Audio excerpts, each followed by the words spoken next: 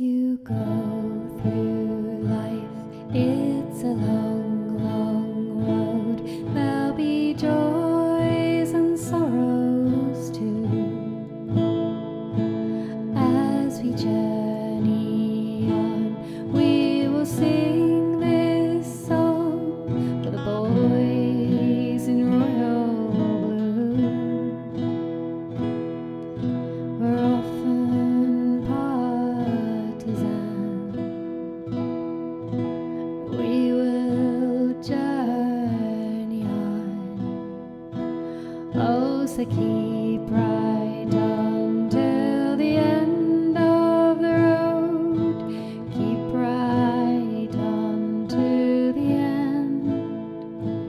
If you're tired and weary, still journey on till you come to your happy abode, where all your love and your dreaming of will be there at the end of the road. So welcome to another Blue Zoom. It's been a while, but very special guest today. I think I'm not exaggerating when I say probably the most popular Blues manager for decades, really. Going right, quarter of a century, Barry Fry, since you left Blues. It seems like 5 minutes. How are you? I'm still fat and happy, 76, fat and happy. I'm still in the game. How lucky am I? Yeah, listen, I'm starting my 61st year in football. Can you believe that? 61. Listen, you don't look older than 21. 61 years in football. Yeah, brilliant. Listen, I saw the, we were going to do this before the game at the Posh, but I had a bit of an episode with my dog and he ran off and we couldn't record it on Thursday. But That's listen. a story in itself. It was. Listen, a soap opera. I couldn't help see the pictures from the weekend when you somebody got their phone out and they were bashing out "Keep Right On" and you joined in, just like old times, wasn't it? It was fantastic. I also wrote an article in the programme, Chris, to say thanks a million to all the Bluenoses who supported me during my 2.5 years at Birmingham City. They was the most enjoyable I've ever had in my life. They was really wonderful. The Bluenoses are as daft as me, Chris. We got on great. Yeah, a match made in heaven, Barry. You know what? I mean, I thought over the years, Sorry? of all the managers we've had, you were the one that got the club more than anybody. You know, and it was kind of a shame it came to an end when it did. But it just seemed like 2.5 years was packed with things that there was a relegation, there was a promotion, all the rest of it. But does it seem like quarter of a century to you, Barry? No, not at all. Time's flown. I mean, when I come in, it was December. Birmingham was bottom of the league, adrift, I think, by 7 points. You know, we had a good finish to the season. I think we won 6, drew 3, lost 1, but we crept up to 4th bottom. But we went out of the league relegated by goal difference for the Baggies of all people. Yeah, we'll come on to that. You know, when I was at Tranmere, the police came in and said, could you come out and see the fans? And I went out, and if you remember, all the Bluenoses was dressed in fancy dress, and they all ran at me, and I thought they was going to string me up and hang me, but they put me on their shoulders and carried me around the pitch as they did with the players, which I thought was wonderful. So, of course, the next season, to repay them, I opened my big mouth and said, we'll win the double. And we did. We started off bad, but we eventually won the league when the restructure of the league began, and at Huddersfield, that was another memorable day. And of course, I'll never ever forget Wembley, 78,000 people there, 55,000 Bluenoses. You know, bigger crowd than the FA Cup final that year at Liverpool when we won 1-0 with a golden goal, and another Bluenose, Paul Tate, scored the goal from Ricky Otto's cross. Yeah. Wonderful memories. We also got in the semi-final of the Coca Cup. with Coca-Cola Cup. We yeah. beat a couple of Premier League sides on the way, lost to Leeds home and away. The Liverpool FA Cup was special because we drew 0-0 at St Andrews in front of full house, 25,000. We went to Anfield. We drew 1-1 after extra time, and then we lost 2-0 on penalties. And we got a standing ovation from the Anfield crowd that night. And in the press conference afterwards, the press said, well, Baz, wonderful achievement to draw with Liverpool at home, 0-0, and to come here and play extra time and drew 1-1. But what happened with the penalties? So I said, well, we've got such a great team spirit at Birmingham City Football Club that once one of the lads missed it, the others didn't want him to feel bad, so we all missed them. Do you know, I'll let you into a secret, Barry. I was in the Anfield Road that night, about halfway up, and I think it was Mark Ward's penalty. I almost caught it. It was going. Yeah, it was still rising. It's still going up, up as we speak. But do you know what? I went to all of those. Every single one of those games you mentioned, I went to all of them. And you know, it does seem a long time ago now. But you know, listen, you went and ruined it. You went and ruined it, Barry, by beating us 3-0 at the weekend. Yeah, you're singing to keep right on. And you know, I think we all thought after Blues lost to Fulham the other night, Peterborough away. You know, we'll probably turn them over. What happened? Well, to be quite honest, we've had horrendous injuries. We've had horrendous situations with COVID where players have had to isolate for 10 days and then get fit again. It's been an absolute nightmare, but we've just got on with it. And to be quite honest, we played at Reading on Tuesday and lost 3-1. And previously, we'd lost 6-2 at Sheffield United. I see Birmingham beat Fulham, and I thought Fulham opened Birmingham up quite easily in the first half. But second half, I was really impressed by the Blues. You know, they could have had 6 goals in that second half. They got balls in the box and what have you, and Troy come on and had a couple of chances, and they could have easily fetched it back to 4-4. But I think, in all honesty, Chris, what had happened, I think that extra day's rest for us, because we played Tuesday night, Blues played Wednesday night, done us a big favour, because I think 3 games a week for all our teams at the minute is a bit too much, you know what I mean? And I think Blues felt it more than we did, and we started off very, very well. Got an early goal, and we was first to the ball all over the pitch after that. And to be quite honest, we could have won by more. Yeah, I mean, Championship's famous for results like this, isn't it? Were you disappointed with Blues? I mean, you know, listen, I mean, you've moved well on now, but I mean, did they disappoint you? Really? You know, a lot of the fans were saying worst we've played for ages and ages and ages. Yeah, it is. I put the Gypsy's curse on them. I'm weeding all don't start that again before the game. No. Yeah. What was that? Pissing in the corner, wasn't it, or something? Yeah. I've been impressed since Lee Bowyer took over. You know, another lad that's passionate and committed, like all Blues fans are. Yeah. I think he got them going last year. I think the club was in turmoil, to be quite honest, and nobody knew what's going on. I think him coming in and I'm signing another Bluenose in Troy Deeney, I think they will go forward, Chris. I really do. There's no question about that. I think they need some younger blood, I think, and mixture with youth and experience. And I think in a couple of years, they'll be back where they belong. That's the Premier League, mate. You got any players we can have, Barry? Yeah, I think Dembele ripped you apart. He's a very, very skillful player. The Blues fans would absolutely love him because he was like Jose Dominguez, took you on, excited you, got you going. I think he'd be a great player for you, to be quite honest.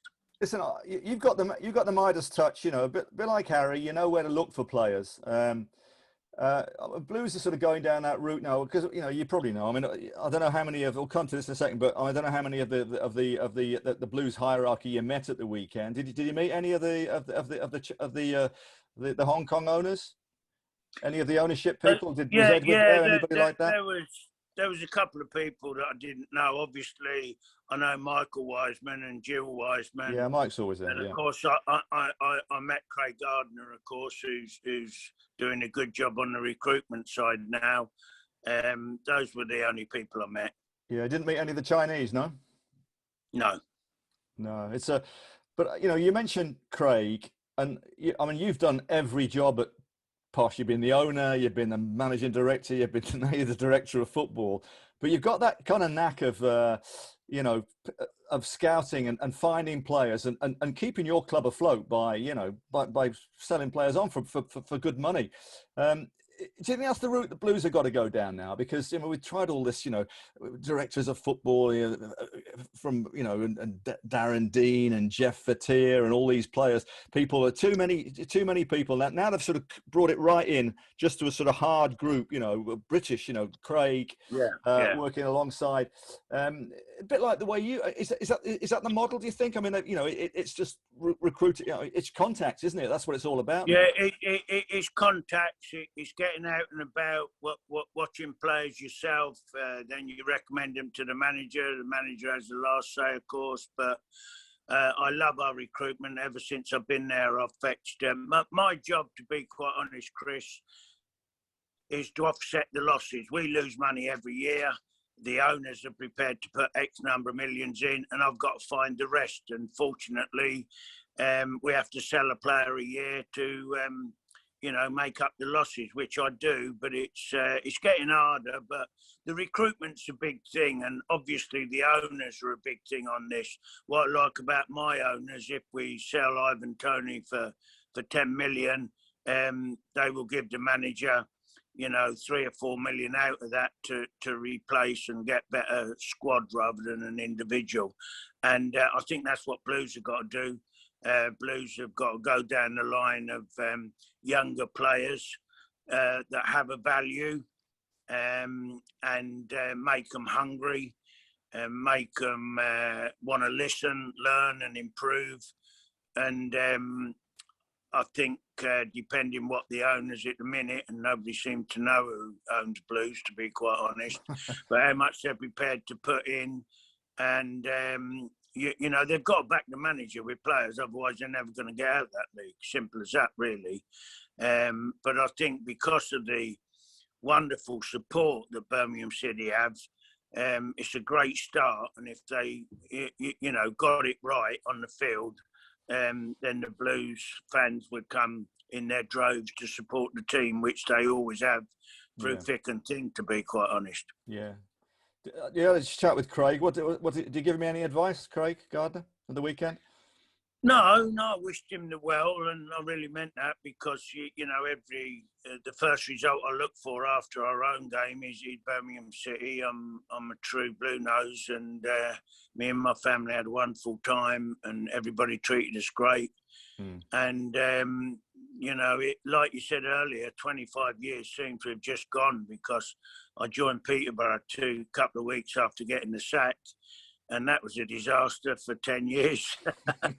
But then then things happened to pick up, and new owners come in and took the club from me and took it to to places where I couldn't take it because I haven't got the financial clout. But I've enjoyed every minute of it. But from Birmingham City's point of view, Craig Gardner and the rest of the recruitment teams got the biggest job to do, to recruit the right players for the manager and get the right balance for the team, and get some younger players that excite the crowd and what have you, mixed in with the experienced players. And then they'll fly for me, Chris. They'll fly. Yeah. Well, hopefully, the academy is going to. There's talk of the academy going, and now it's not going to be going. But a lot of the staff have gone, Barry. The staff have gone. That all the people who brought Jude through have disappeared now. But we got young Bellingham coming through as well, Joe. Well, what sort of club have an academy, make 25 million on one of their players, and the following year they want to close it down? I mean, that's complete and utter madness. Doesn't make a lot of sense, does it? No, none whatsoever. So who made that decision needs strung up, to be quite honest. It's a crazy decision. But then again, us Bluenoses are used to crazy decisions over the years, Oh, haven't we? it's a soap opera, Barry. I mean, what does that tell you? That, you know, a lot of the staff have gone in the last 12 months. Well, You I know, think it's talk of terrible. this talk of this B, you know, the B team model. What do you do at Posh? You know, the B team model, a bit like, you know, Brentford have used it, haven't they? So instead of an academy, you know, it's all about recruitment and having a B team model. But now, you know, Blues have got a history of bringing players through. You think? I mean, the fact that people have left, what does that tell you? Do you think? Well, it tells you that bad decisions are being made. We've gone the other way, Chris. We've gone up from Category 3 to Category 2. It cost us 1.7 million this season, because we've, you know, before I went to our game against the Blues on Saturday, I watched my under-16s at 10 o'clock win 6-0. I watched my under-18s win 4-1, and then I went to London Road and see the first team win. You know, the under-23s beat Watford 4-0 last Wednesday. I get tremendous satisfaction out of watching young players I've brought into the club progress. And you can't expect any club in today's age, because of the 18-month world crisis we've been in, to go and buy every player in every position. So you've got to develop your own. And it's a no-brainer, isn't it? It's an absolutely no-brainer, and you know, I can't understand anybody. I know Brentford done it, but Brentford scrapped their youth and they went with a B team. To be fair, Brentford's recruitment's very good, but no, I'd much sooner have the academy where you fetch players through where they feel they belong, they know what it's all about, and Blues have done great over the years, so why change something that's not broke? Yeah. When it comes to recruitment, though, are you involved in that, or have you got a scouting network? That is my job, recruitment. You know, there's me, the chairman, Darren McAntony, the manager, Darren Ferguson, and the three of us sit down for that recruitment meeting. Darren, the owner, slings some names out. The manager does, I do, and we decide on the targets. And then it's my job to go and do a deal with the club, with the help of my chairman, who's spending the money if we're buying a player. It's then my job to have talks with the agent regarding the terms for the player, and it's the manager's job to convince the player to come to him. It's no good me buying a player that the manager ain't going to pick. Waste of time, waste of money. So no, we've all got to be on the same wavelength. Yeah, I was thinking more of the scouting network below you, Barry. I mean, you know, you talk about, you know, you mentioned it sounds like you've got some good kids there. Have you got a sort of a long-standing network? And the reason I'm asking that is because Blues have had this thing where they outsource their recruitment to companies in bloody Spain and, you know, France. No, we don't do that. Chris, we do it ourselves. I do it. The chairman does it. The chairman's a stats man, and he gets all the stats.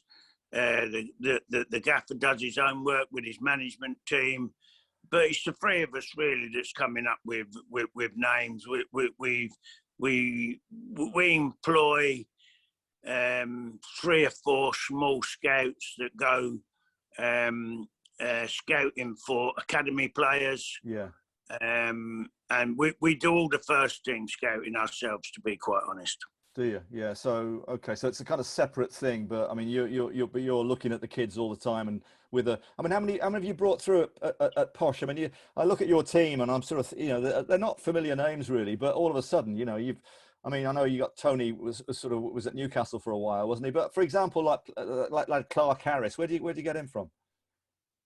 We bought him from Bristol Rovers, but he was with us as a kid at 17 and went away, come back and matured and done well. The boy that played against you at centre-half, Ronnie Edwards, he's only 18. Really? He's a Rolls Royce as a centre-back.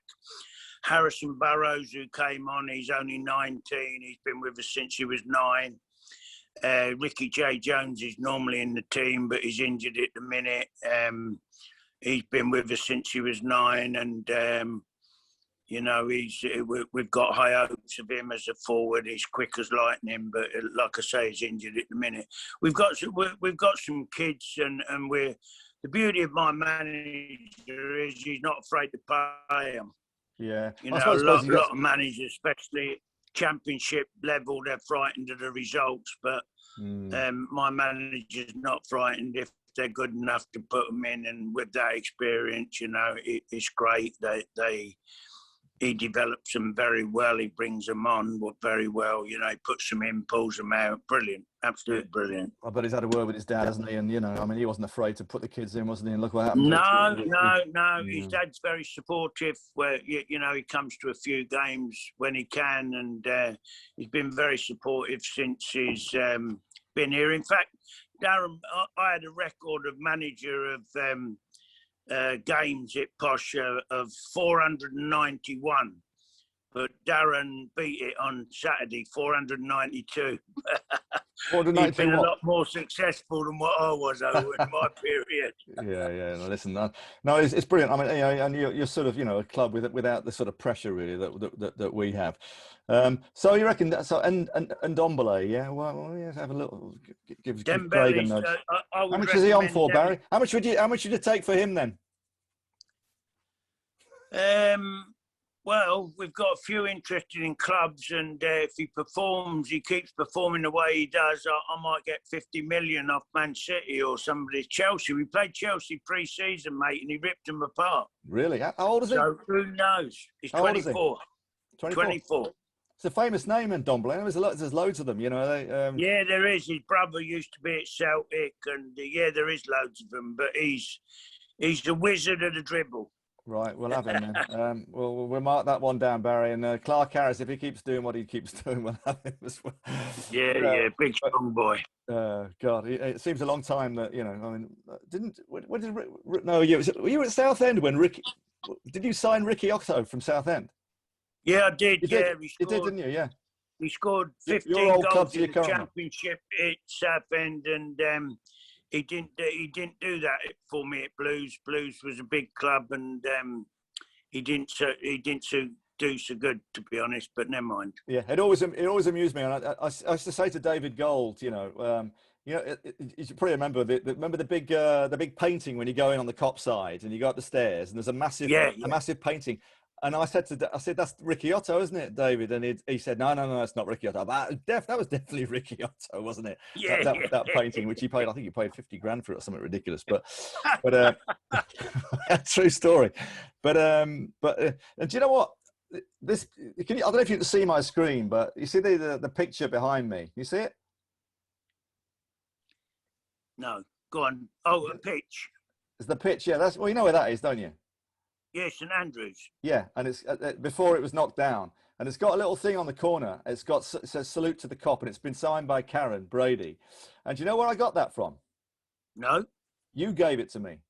You probably don't remember this, but in 1994, my dad had his 70th birthday, because he'd been a Bluenose since it got way back, and we came to a game, and it was against Tranmere, I think it was, right. And we won 5-0.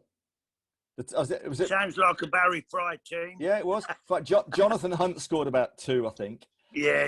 And I'll tell you what, and you were so great. I mean, my dad, you know, he was 70 at the time. We took him, and you were so good. You took him into the changing room, met the players. I came in as well, and you've probably forgotten all this, haven't you? And then you gave him at the end of the evening, you gave him this photograph, which. Well, he's passed on now, but I've still got it, and I treasure that. It's salute to the Cop and all the rest of it, and thanks to you, Barry. So that was really kind of you. Well done, Chris. Keep right on, mate. Keep right on. Yeah, no, it's I do miss the terrace, you know, and all that, and I think a lot of us do really, but especially with the state of the ground. Can you what do you think of the stands falling down at Blues? When the Posh go, I don't know when's the return fixture. Do you know? I'm not sure. December, Christmas. Oh, is it December? Well, with a bit of luck. A Christmas cracker. With a bit of luck. The Bluenose will want to get there. Yeah, well, listen, it's all half the ground's closed at the moment, but you know, well, what do you kind of make of the? What do you think of the championship this year? I mean, it's kind of it's so difficult to. I mean, some weird results. I was up at Derby for ITV at the weekend for the administration story. You know, which is incredible, really, isn't it? That the club like that is, you know, in dire straits, really. Not that they're going to fold or anything, but you know, they're going to probably get relegated, but they'll be back, won't they? Is that, you know, is that all familiar to you? It's just part of the game now? Well, it's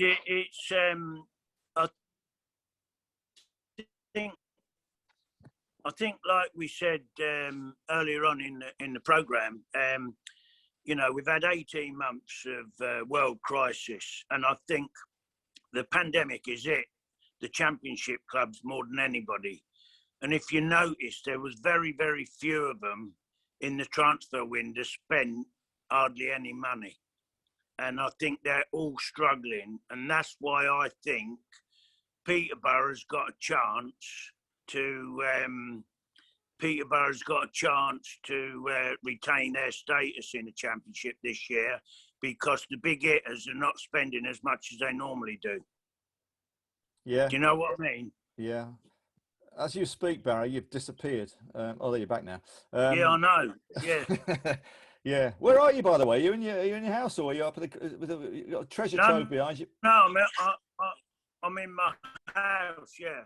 It's my back wall with all my memorabilia. Ah, brilliant. It's you know, yeah. I think you're right. I mean, who do you think is going to go up, Barry? I've got the World Cup squad. What's that? Well, I've got to be honest. I think it'll be similar to last year. The people that came down from the Premier League will most probably fight out to go up automatically. Yeah, that's Fulham, West Brom, Sheffield United. Really, you think the Blades will? Yeah, interesting, isn't it? I mean, but yeah, I think, you know, it's baby steps for Blues, and you know, obviously Posh, you got no pressure, have you? Really, you can just bloody a few noses along the way. We've got to survive. We've got to survive and prosper. You know what I mean? But you're going to be all right, aren't you? Your ground's looking good. You've got a good owner. You know, you've got the balance right, haven't you? You know. Yeah, we have. Yeah.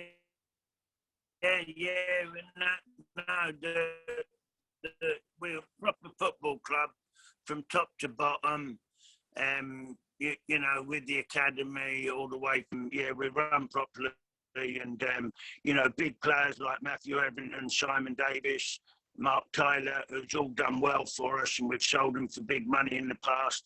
They've come back. They're in charge of our 18s and 23s and the first team, but they come back and put something back into the club. I think that's wonderful, and shows, you know, how good they are, really, because they came through the ranks when I was here before, left, made a fortune, come back, and they're giving their experience to the young players, and they're very grateful.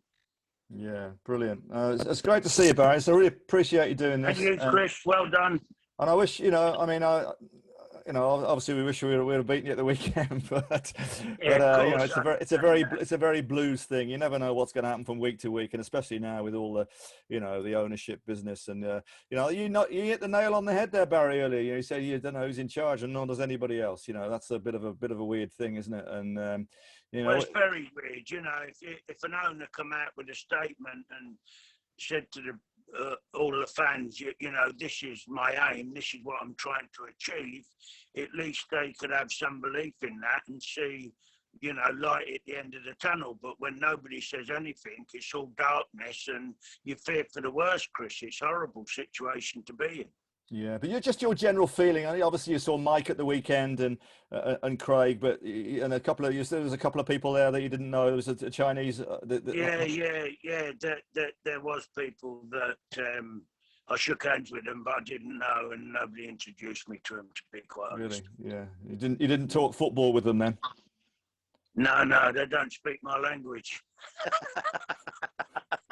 Well, certainly. I mean, listen. I mean, you got your knowledge would put everyone to shame. I think, Barry. You know how to keep everyone afloat. But listen. Wish you all the best for the rest of the season. You know, I mean, it sounds like you've got a few diamonds there. Mate. reminiscing the good old times. Oh man, you know, I'm liking the sound of Ndombele. We're going to have to mark that one down, and you know, I'm sure there's some of the other young lads as well. We need to give Craig a nudge and get on the phone and negotiate a fee with Barry, I think. Yeah. Well, the everyone only got a club price I there. never do a favour for is Birmingham City. Yeah, listen. Keep right on. Keep right on. Listen, cut price deal for your mates, Barry.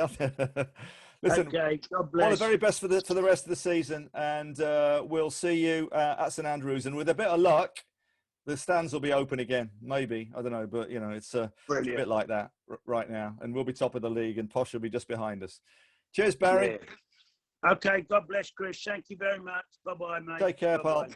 Barry Fry, the inimitable. If you like what you're seeing, please subscribe to all the rest of the stuff, likes and that on the YouTube channel. And I've been off doing these for a while now. I was away in Tokyo for a couple of months for the Olympics, but back in the swing of it now. So we'll do a few more of these Zooms and try and get to the bottom of what's going on with Blues. And as Barry says, keep right on. Cheers. When you're dreaming of, we'll be there.